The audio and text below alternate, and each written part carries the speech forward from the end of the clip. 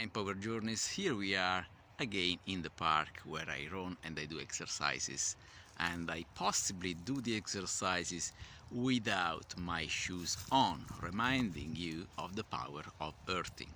And this is the power already to rebalance the nervous system, calm the mind, and do wonders for our body. Today I want to talk about another trick that I use. This is not NLP, this is not, but this is a trick that I use and I discovered accidentally that allows me to think way more clearly and in a way that is more focused and productive, leading me to more simple conclusions and a more simple to-do list and simple actions. What is it? I'll show you in a second. So you see here, they cut a tree. Unfortunately, the tree is gone. Probably, hopefully, was already a tree that meant to be gone. So I'm sitting down now on that tree, on that X tree, and from here, I can see things from a different perspective.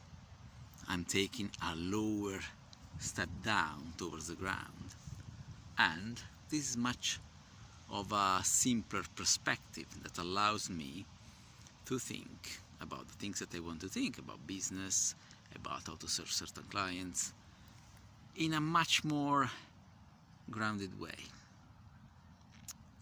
And sometimes I realize that a lot of the problems are actually a big construct of the mind. So the problem is much easier, and sometimes the solution is kind of like really in our face, in front of our face, in front of our nose.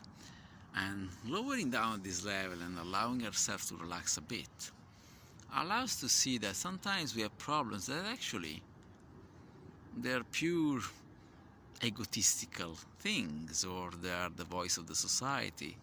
They're not problems that are so urgent or so important as we think about. Let me tell you a story now.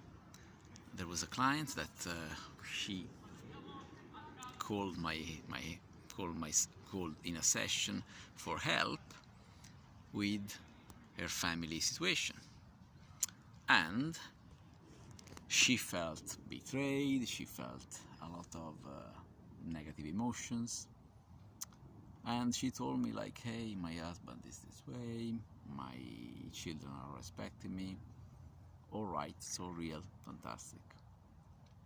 But what she didn't remember is that she was tensing up for months or maybe years about the situation. So the situation in her head was already becoming a big deal.